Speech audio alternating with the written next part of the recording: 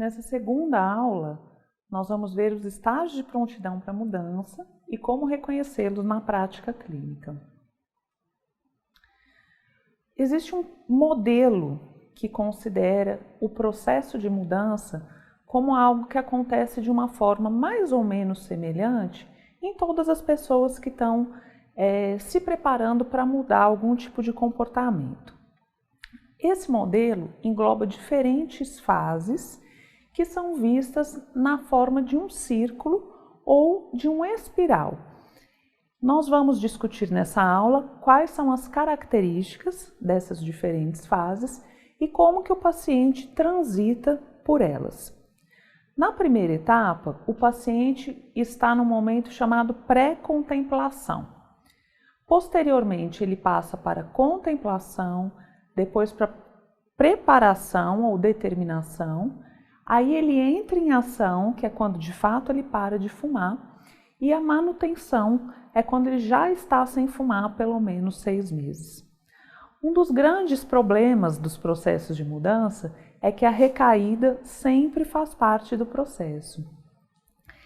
Esse modelo foi desenvolvido por 2 psicólogos, o Prochaska e o Di Clemente, na década de 80, justamente num trabalho realizado com tabagistas. Hoje em dia ele é visto na forma de uma espiral. A gente sabe que os indivíduos transitam por esses diferentes estágios diversas vezes antes de atingirem uma mudança consistente, significativa e mais permanente. Mas a gente também entende que eles não ficam circulando sem sair do lugar. Por isso o modelo foi concebido mais na forma do espiral. Cada vez que ele passa pelos diferentes estágios, ele está caminhando em direção à mudança. A recaída é um estágio esperado, então ela sempre vai acontecer.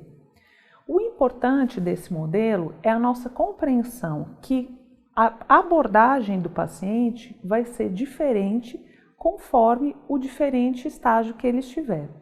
Então, é responsabilidade do terapeuta motivar o paciente de uma maneira que ele circule por esses estágios de uma forma mais fluida e mais rápida. Então, o primeiro estágio de mudança é chamado de pré-contemplação. Nessa fase, a pessoa não considera ter um problema, ela não cogita a necessidade de mudar. Ela acredita que ela tem o controle total sobre o uso da substância e ela não enxerga ou então ela nega as consequências negativas dos problemas advindo de fumar. Raramente essas pessoas procuram um tratamento espontaneamente, embora eles possam vir por coerção ou por pressão familiar, por exemplo. Um exemplo de um discurso de um fumante pré-contemplativo é esse que segue. Eu fumo sim, eu fumo mesmo, eu fumo porque eu gosto. Se eu quisesse, eu parava tranquilamente, mas eu não pretendo mudar, eu nunca tive problema nenhum com isso. Eu conheço gente que nunca fumou e morreu de câncer de pulmão, e meu avô fumou a vida inteira e nunca teve nada de saúde por causa do cigarro. Então é uma fase em que a pessoa não reconhece o lado negativo de fumar. Ela crê que ela tem controle e só vê o lado positivo. O próximo estágio de mudança é chamado de contemplação.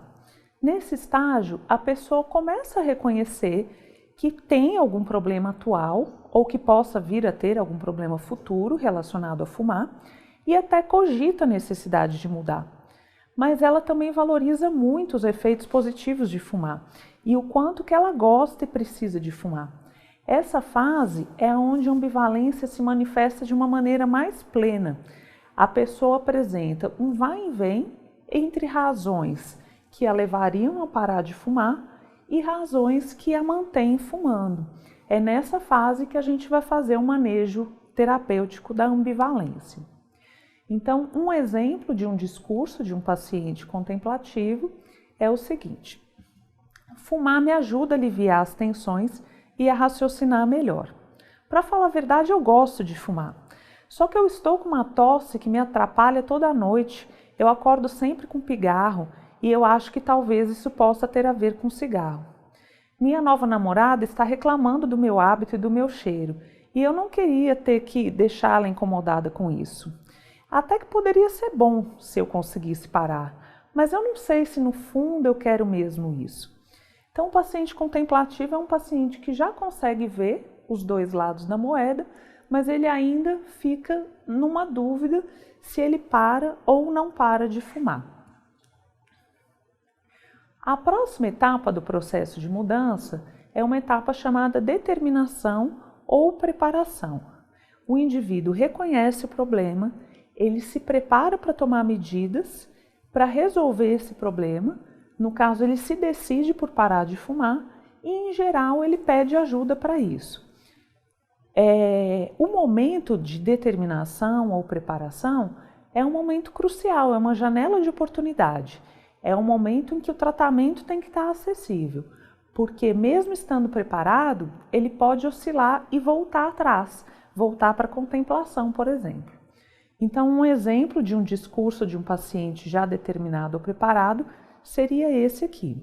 Eu preciso parar de fumar, isso não está fazendo o menor sentido na minha vida. Só que eu já tentei várias vezes e nunca consegui ficar sem fumar muito tempo. Eu acho que dessa vez eu vou procurar um tratamento. Quando o paciente começa a apresentar sinais de que ele está pronto para mudar, aí é que do ponto de vista terapêutico a gente vai começar a discutir as medidas de ação. Então é um paciente que em geral apresenta menor resistência, ele já faz menos perguntas sobre o problema, começa a se interessar mais sobre a mudança, a tirar dúvidas sobre possibilidades de tratamento. Ele expressa claramente a resolução e a decisão de parar de fumar. Ele afirma isso com afirmativas automotivacionais. Eu preciso parar, eu estou decidido, não dá para continuar desse jeito. Ele começa a prefigurar como é que seria a vida dele sem fumar e começa até a experimentar diferentes medidas, por exemplo, diminuir o número de cigarros, ou prestar atenção em quais cigarros ele fuma de uma maneira automática, quais realmente ele está com vontade, quais ele acende sem nem perceber. Então é nesse momento da preparação para a ação que o profissional entra numa discussão mais detalhada sobre as diferentes possibilidades de tratamento e sobre as diferentes estratégias que o paciente pode tomar para conseguir parar de fumar. Um dos grandes erros, uma das grandes armadilhas na abordagem do tabagista é a gente prescrever essas medidas de ação, de mudança de estilo de vida ou prescrever um medicamento quando o paciente ainda está ambivalente, quando ele ainda está na fase de contemplação. É a gente pôr o carro na frente dos bois e colocar medidas quando ele ainda não está preparado de fato para elas. Isso aumenta a chance do tratamento não dar certo. Então, já na fase da ação, o indivíduo se compromete com a mudança, ele vai se engajar em ações para conseguir parar de fumar e vai interromper o tabagismo. Mesmo um paciente em ação, ele pode apresentar ambivalência e a gente nunca deve menosprezar a ambivalência. Então, um exemplo de um discurso de um paciente em ação seria o seguinte: faz 15 dias que eu parei de fumar. Primeiro eu preferi ir diminuindo, mas daí eu percebi que eu precisava mesmo parar de uma vez, tomar uma atitude mais radical, senão eu ia ficar naquela lenga-lenga para o resto da vida. Isso é uma coisa até usual, né? Não existe momento ideal para parar de fumar. Problema sempre vai ter, tensão do dia a dia sempre vai ter, a pessoa associa o cigarro com isso. Então, quando a pessoa opta por diminuir gradativamente o cigarro, a gente não recomenda que esse processo de diminuição até a parada dure mais do que 30 dias. Já o paciente manutenção é aquele que já se encontra sem fumar há pelo menos 6 meses e mesmo o fato dele estar há mais tempo sem fumar não garante que ele vai continuar dessa forma. A manutenção da abstinência sempre vai ser colocada em xeque pelas situações de risco que acompanham. Então, o paciente em manutenção está numa fase que a gente chama de prevenção de recaídas. A gente necessita outro tipo de abordagem para evitar que ele volte a fumar. Então, um exemplo de discurso de um paciente em manutenção: eu parei de fumar faz 8 meses, mas eu confesso que quando eu estou muito nervoso ou então quando eu bebo para mais, eu ainda sinto vontade de fumar. Acho que essa vontade nunca vai me abandonar, mas tantas coisas melhoraram desde que eu parei que eu não quero nem me arriscar a dar o primeiro trago. Então, a pessoa pode estar sem fumar já há bastante tempo e ainda assim ter momentos em que se sentiria vulnerável. E na recaída, a pessoa retorna ao padrão anterior de fumar. Existem conceitos diferentes. Um conceito é o chamado lapso e outro conceito é recaída. No lapso, a pessoa tem um contato com a substância, mas é um contato pontual. Por exemplo, parou de fumar faz um mês, foi numa festa, não resistiu, pegou um cigarro do amigo, fumou um cigarro, mas no dia seguinte parou de novo. Isso é um lapso. Já numa recaída, o consumo volta a ser no mesmo padrão anterior. Então, vamos usar o mesmo exemplo, ele foi numa festa, pegou um cigarro do amigo, fumou, mas no dia seguinte ele foi numa banca de jornal, comprou um picado, fumou e foi aumentando o cigarro progressivamente até que no fim de uma semana ele estava fumando de novo um maço por dia. Isso é uma recaída. Um exemplo de um discurso de recaída primeiro eu acabei comprando um cigarro picado depois de uma reunião de trabalho muito estressante, mas foi só aquele e pronto, fiquei muito arrependido. Isso seria um lapso, né? Mas depois de um tempo veio uma avalanche de problemas na minha família, eu comecei a comprar picado para tentar relaxar e quando vi, uma semana depois, eu já estava de novo comprando maço e fumando tudo num dia só. Aí isso configura a recaída.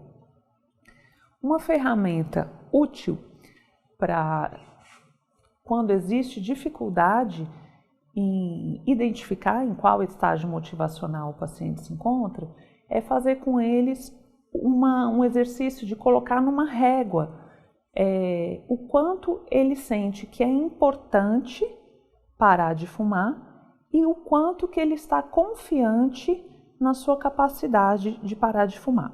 Então você mostra para ele um gráfico de 0 a 10, o quanto o senhor acha importante parar de fumar.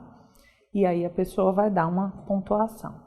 E no outro gráfico, de 0 a 10 também, e o quanto o senhor se sente confiante na sua capacidade de parar de fumar. Aí ele vai dar a sua pontuação. Quando a importância dada pelo paciente é baixa, significa que ele ainda está muito ambivalente. Então, a gente precisa usar as estratégias de trabalhar a ambivalência. Quando ele já dá uma importância maior, mas ele se sente pouco confiante na capacidade dele parar de fumar, a gente precisa trabalhar a autoeficácia.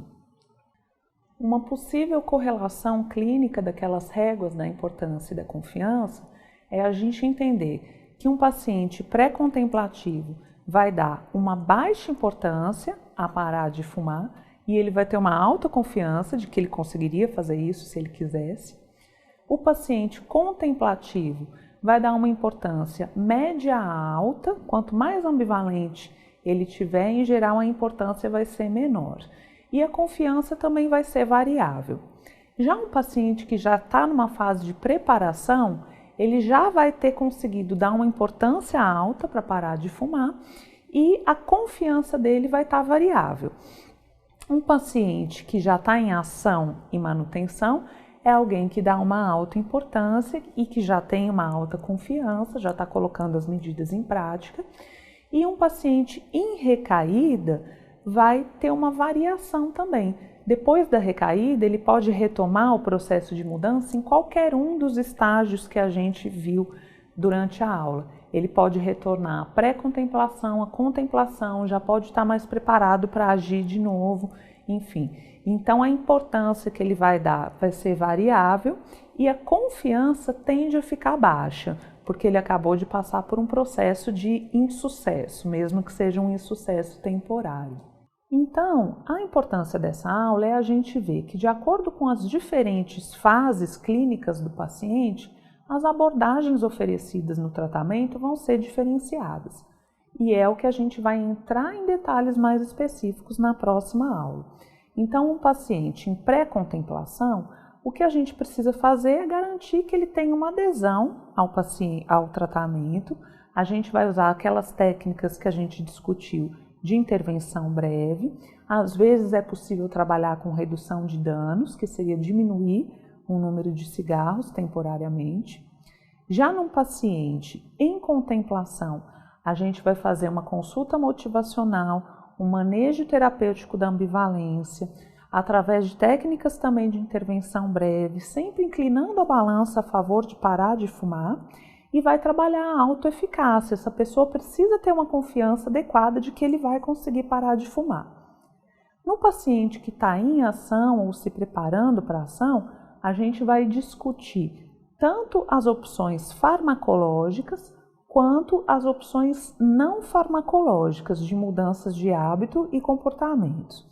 E no paciente em manutenção, já é um paciente que está numa fase de reabilitação e que a gente vai trabalhar com técnicas de prevenção de recaídas. Os detalhes dessas diferentes estratégias vão ser discutidas na terceira aula do módulo.